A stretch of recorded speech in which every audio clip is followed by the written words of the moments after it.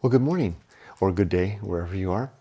Let's do the Good Life meditation for today, the 26th day of November, 2021. And Ollie on cue. Come on up. Come on. There we go. The Good Life meditation is my daily recitation of personal objectives and principles that I use to guide my life and to keep myself on course for a virtuous life, what I call the good life, borrowing indeed from the Stoics. These objectives and principles are noted in my book, Going Alone, as well as in the sequel, The Good Life. So let's go over them. This is something that I do every single day. It's the second thing I do every day in the morning. And here we go. I usually recite it out loud. One, the first objective is the objective of to be always ready to die, to have my finances, my family, and my art in order, so that things are settled, so that if I keel over right now, my family isn't burdened too much with my death, that my wife and daughter will be taken care of, the doggies will be taken care of, and that there's no one that I haven't said I love you to, and that all the words that I wanted to say, any legacy I want to leave behind in terms of ideas have been made. And that's my little shelf over there. The shelf over here is all the stuff that I made, the books that I've written that are my legacy. The second objective is to make good and effective use of time, to not waste my time or let it go by in a flippant, fleeting way. There's, like I like to say, there's no time for reruns. There's so much new stuff to enjoy, to discover. The third objective is the and then the cultivation of good emotional reactions, to simply try to become a person who reacts well to the tide of life, right? The high tide when things are difficult, and the low tide when the water is receded and it doesn't look so threatening. I want to be someone who can go up and down, who can weather that without undue upset. Next is it's so hard to do this, I can't remember it when I'm doing it out loud to the camera like this. Be always ready to die, good and effective use of time, development and maintenance of good and sound life principles. That's it. So develop these objectives and principles and to refine them over time to make sure that I'm doing the best I can to stay on track. I'm going to take a sip of my coffee.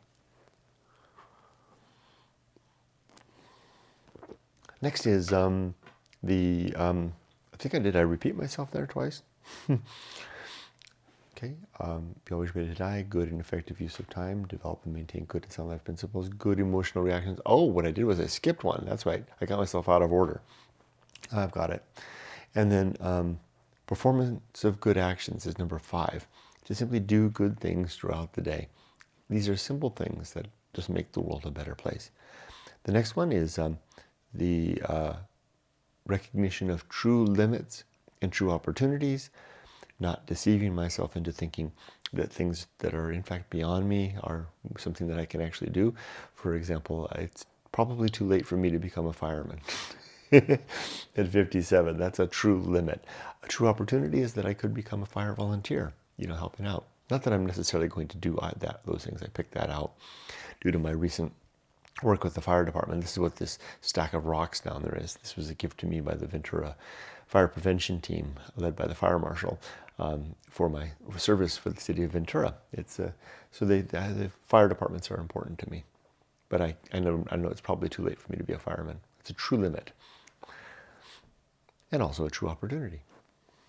Last objective is one thing slowly. To try to do just one thing at a time and to do that slowly, not to rush myself. Like not to rush myself in doing this good life meditation. I've got all the time I need. It's good to have some coffee. We're in the new house and it's been, we haven't had a coffee maker here. It's been at the old house for the whole week. So I've been going to McDonald's later in the morning to get coffee. Okay, let's do the principles now. And there are,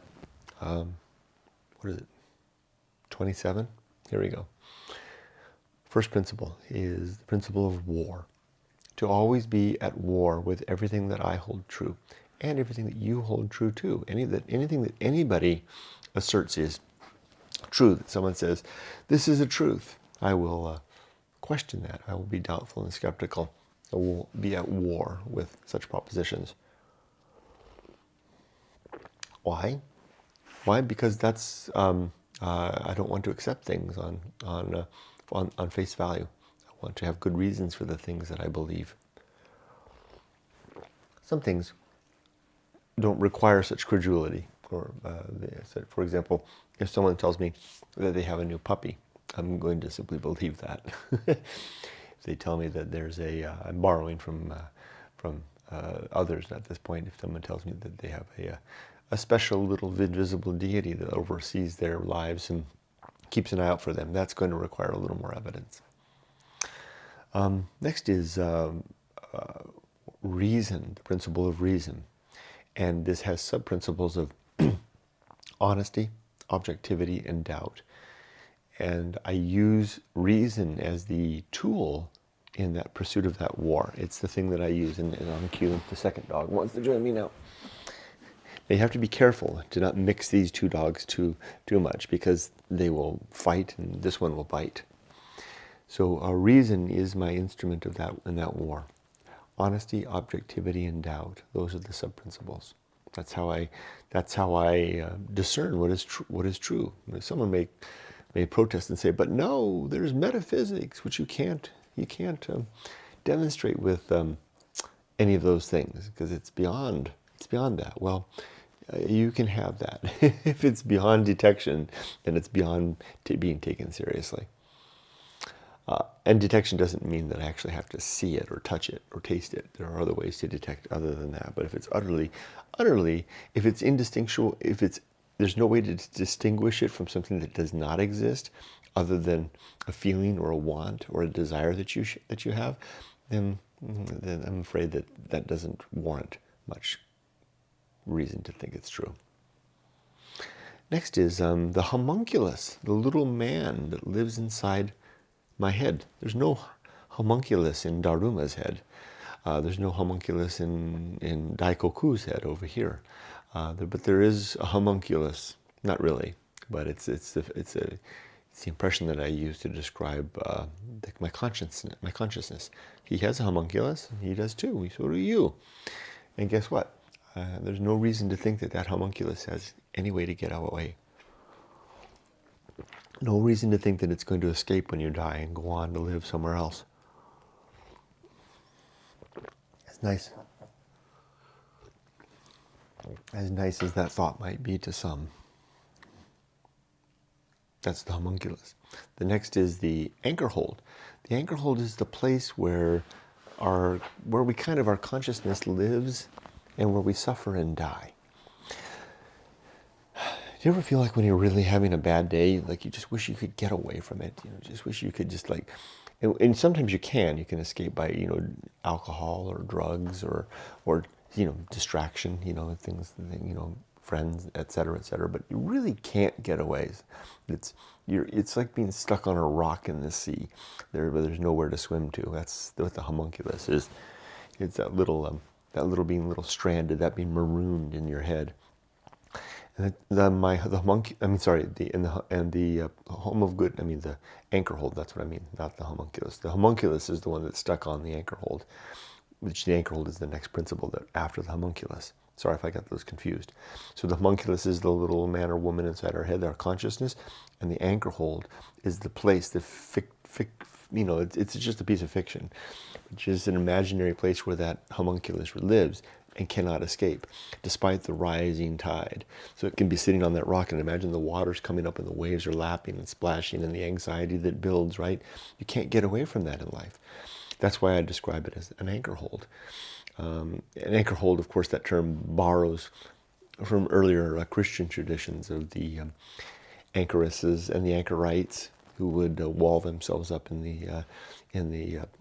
beside a church with a little hole. What do they call that? There was a term for the little hole, and they could peek through and see the service, and people would push food through, and this would be their way of life, right? The Anchorhold is our place where we're stuck and where life swells around us and churns around us, and there's not much we can do.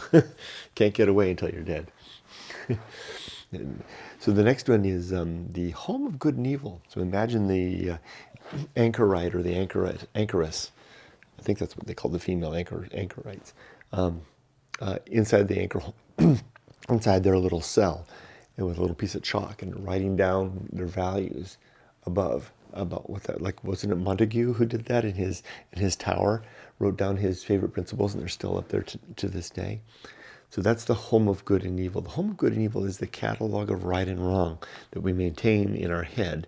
And the reason that I write it, I kind of imagine it being written in chalk, is that it's subject for revision, right? You may realize, oh, I was a little bit wrong there. And you go and you scribble it off with your hit fist and write it a little better, or take one off altogether and write something in its place. You know, if you do that in indelible ink or a paint, it's a little harder to do, but chalk can do that. Chalk also blows away with time, just as the things that we hold, the values that we hold, will blow away as soon as we're dead. Because there is no, apparently no right or wrong, good or bad, written in the stars. As hard as you look, it's just starlight up there. These things are our own subjective, personally subjective preferences. They can become objective when we agree with another person about what constitutes right or wrong. If you agree with one of these principles that I'm stating, that agreement forms an objective connection, an objective foundation. It's like two atoms linking in a way, and it becomes something of a little more substance maybe than a single atom. The next principle is the principle of purpose. The idea is that there is no purpose to the universe. The universe appears to be bound and determined by physics and time, and made up of energy and matter, which is really just a frozen form of energy. So energy, physics, and time. What rhyme or reason is there to that? And even the laws that we describe are just that. They're descriptive laws. They're not don't appear to be prescriptive. They're not like there's laws out there stating how the universe has to work. We're simply describing how it apparently does work. So if there is no apparent purpose written, like I said, in the stars, and if God remains hidden or non-existent, and therefore there is no God, there's no law from God, well, what the heck is the reason for being here? There may be none. Although one purpose that I can kind of apprehend from things is that there seems to be, at least for us, for biology, there seems to be a purpose in getting our genes into the next generation. You know, a picture of my daughter right over there. You know, she was, Yumiko and I, my wife and I, our purpose in doing that. Biology seems to carry that as its mandate, is to have children. And it rewards us for that. It's a very challenging thing to have and raise children, but we are rewarded in that by the deep satisfaction that comes with that, especially at this point of life. My daughter was 21 yesterday. She's now an adult. And there's a great and deep satisfaction in that I'm sure will mellow and refine and become very, very delicious in the years ahead, especially if she chooses to marry and have children of her own. And Yumiko and I can become grandchildren. So nature does reward us for that, but I don't think that reward is from anything other than the natural biological impulses that we have. That we wouldn't be here. Our species would not survive if we didn't get if we didn't get something out of the bargain of having children, the sacrifice, the energy export to do all of that. So what else is there then, if there's no other purpose? Well, we can make our own purpose. We're perfectly fine and to do that. And I've made two purpose besides abiding the one of having children. Those are, so I call the children one biology, just to use that term with a capital B. So biology.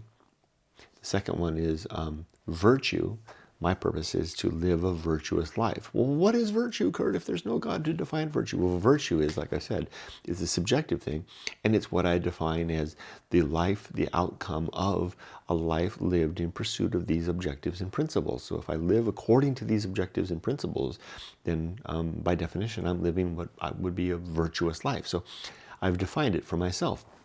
Words are malleable that way, right? We can, and I don't think I'm pressing the envelope. It's not like I'm describing virtue as being a mango. I'm describing virtue as being a life that leads to the objective improvement of well-being for thinking creatures and others as well, non-thinking creatures too. So the last one then would be so biology, virtue, and then a mission, some mission in my life. At this point in my life, my mission is this: to share the good life and to be a good dog dad and a good father and a good citizen and a good husband and all those things. Be a good man. So the next purpose is the purpose of, the principle is the atomic principle. Everything is made of bits and pieces. This constituent form of which I am composed right now will very soon be burned up, decompose, or begin, for one way or another, going back to its constituent parts. And the only thing that's holding me together is the fact that I'm alive, and my life will be over very soon. I mean, you're saying, "Whoa, Kurt, don't talk like that," but it is true, and very, very soon. I mean, certainly less than 20 years. I'd be very surprised if I'm here. And I'm not trying to be doom and gloom. It's not a pessimistic, depressing. It's just a fact, right?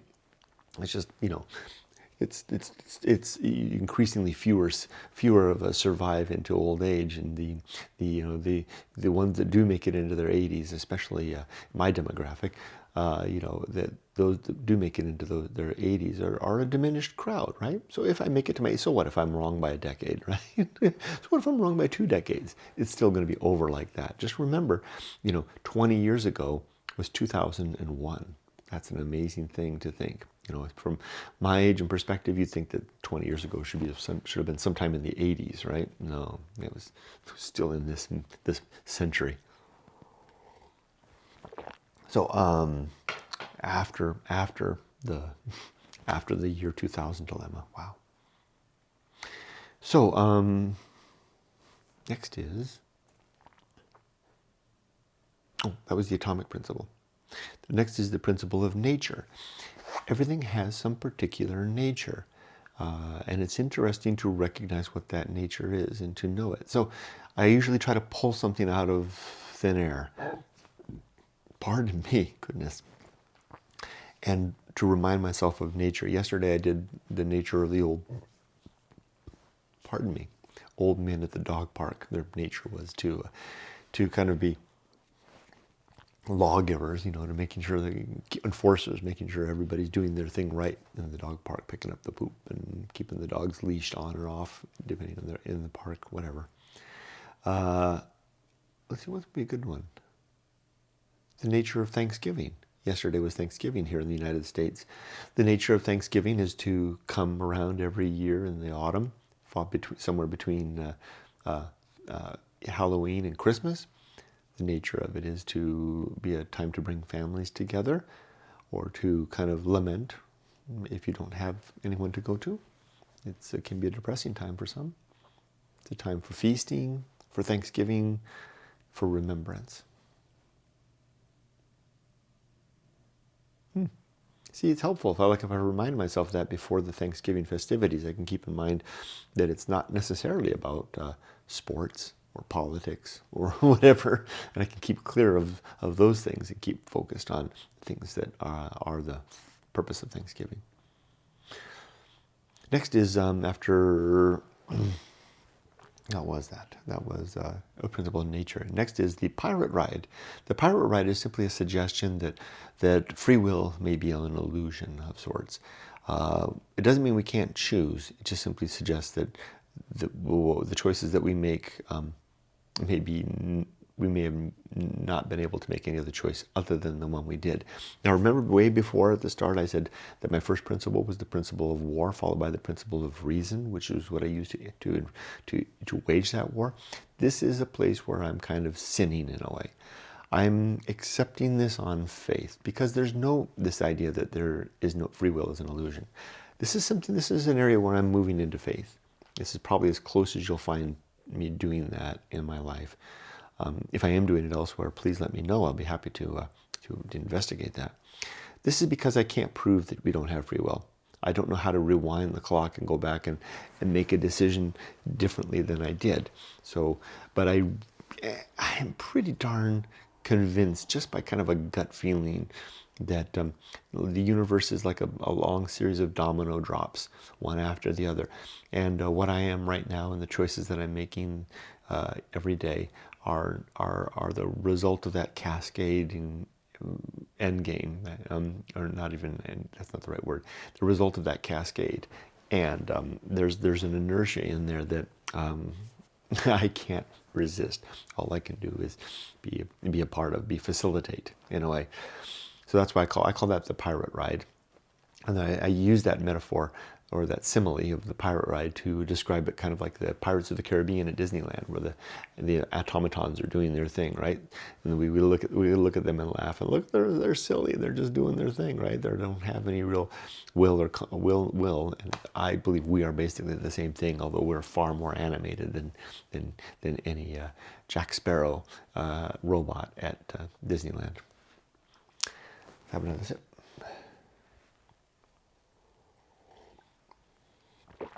Okay, after the pirate ride comes the principle of maturity.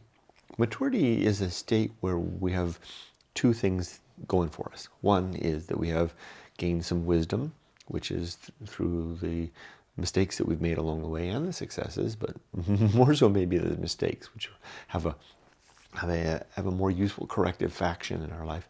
And then the two is the fortitude that it takes to not make those mistakes again. This is something that military training is really good at, right? They kind of they instantiate the wisdom of the institution through drill, and give and cause fortitude to become a part of someone's life simply by authority. It's an interesting thing. So that is wisdom, or maturity, or wisdom constitutes the principle of wisdom. It consists of maturity and fortitude. Pirate ride, maturity. That's wisdom, maturity, and fortitude. I'm getting that all mixed up. Next is the social principle, the idea that we are social animals, that we need one another to survive. Even though I wrote a book called Going Alone, going alone is just the first half of that, right? The idea of going, when we go alone, we eventually realize that to live well, most of us need others. And that's where the social principle is. It reminds us that we need one another to survive. And as I like to say, our best ends are social ends. What we do for social improvement is the better thing. At least it feels that way in life. It feels more substantial. It feels more real than doing things just for ourselves or for here in the moment. Next is public speaking, the principle of public speaking. The idea of using few words, carefully chosen words, and deliberate words. And to speak them slowly whenever we can, to try to have restraint and have a cadence to our speaking. That way we have more control, we have more measured use of our language. Watch old Japanese movies and you see how the old people talk, with those measured tones. That's an interesting example. Also, the principle of public speaking reminds us to, when we speak of other people, to imagine that they're overhearing everything that we're saying. To not talk about others as if they can't hear. So that basically the idea is that, imagine if I'm gossiping about Sammy. Imagine that Sammy is overhearing what I'm saying. It's going to prevent me from saying anything that I would be embarrassed if Sammy heard me say, so I can avoid gossip and slander. And that's helpful, right? Because gossip is not a good thing. I should probably add that as a sin.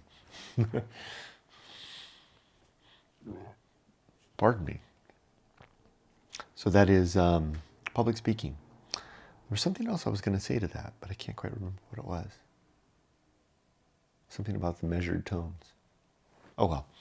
The next principle is the principle of temperance. And temperance is a controlled consumption, to drink in moderation, eat in moderation, work, play, all those things in moderation, to live a life of moderation.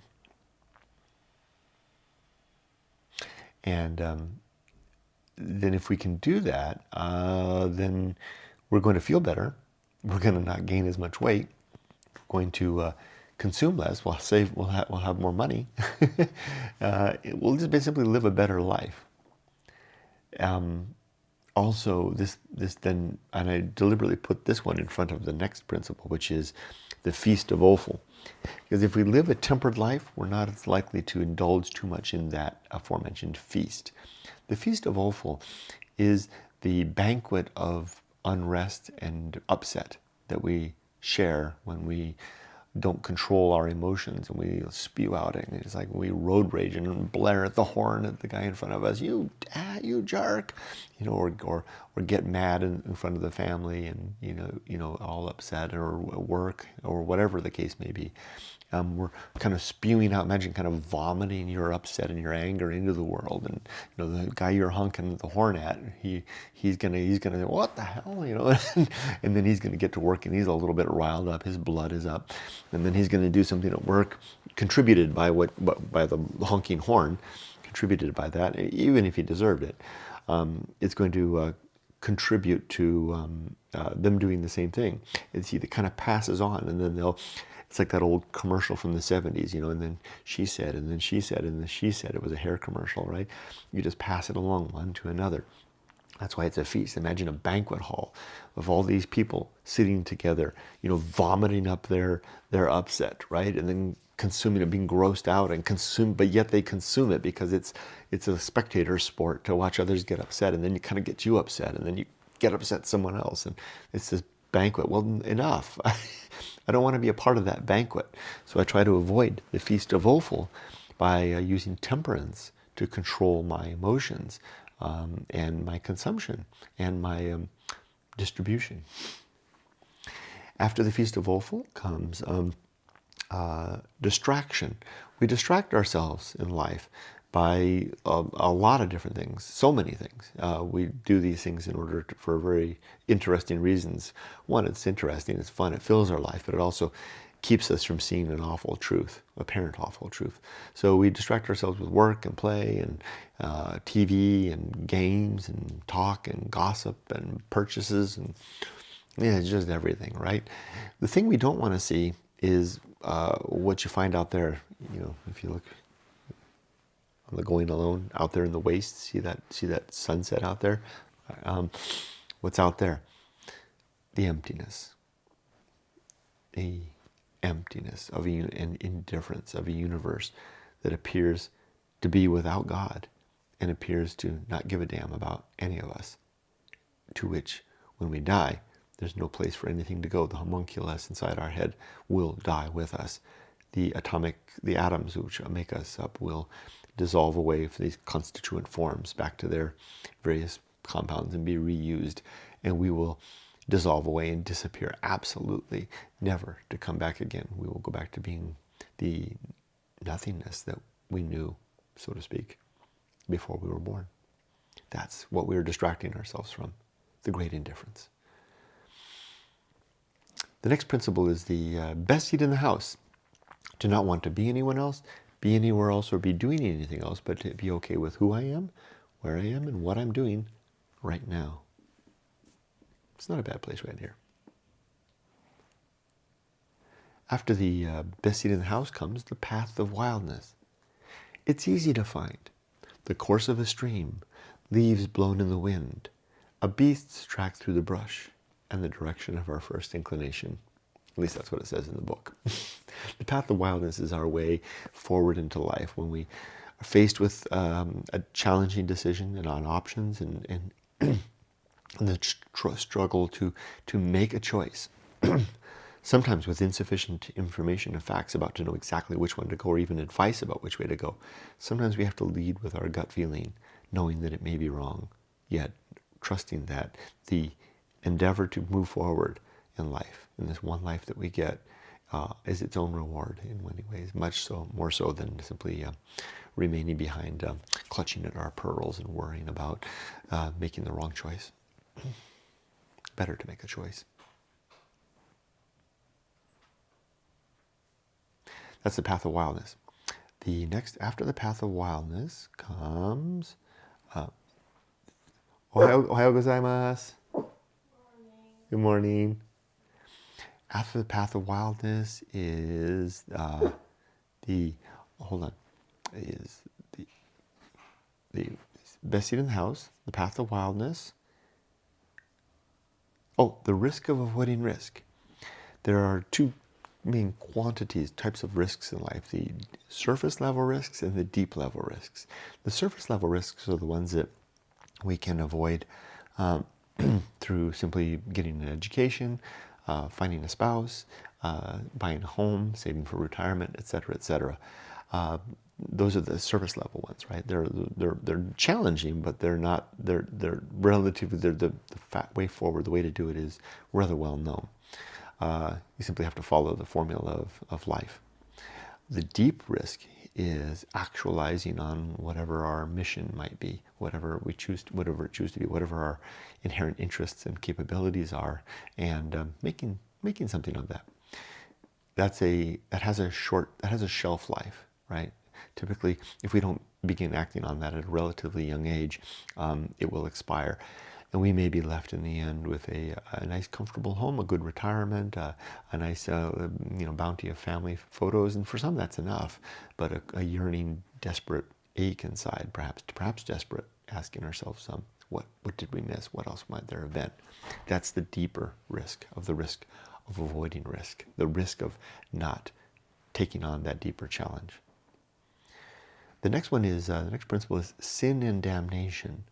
There are a number of sins in this worldview of mine. These consist of hope, credulity, faith, superstition, dogma, and I'm going to add authority. Hey, I got it right. It's the first time I got that right. I think that's 6, right?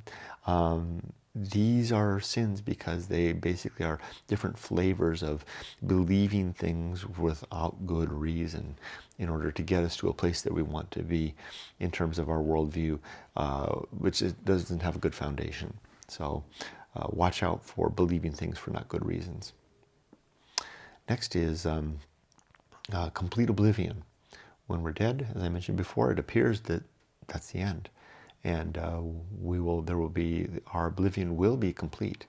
It may take some time, but there will be, immediately once we're dead, there will be no reunion with anybody else because apparently there's no afterlife. There'll be no reconciliation because anybody we died with on bad terms could remain on bad terms until they're dead too, unless they died first. That's why it's so important. The second principle the principle of making good and effective use of time. Was that it?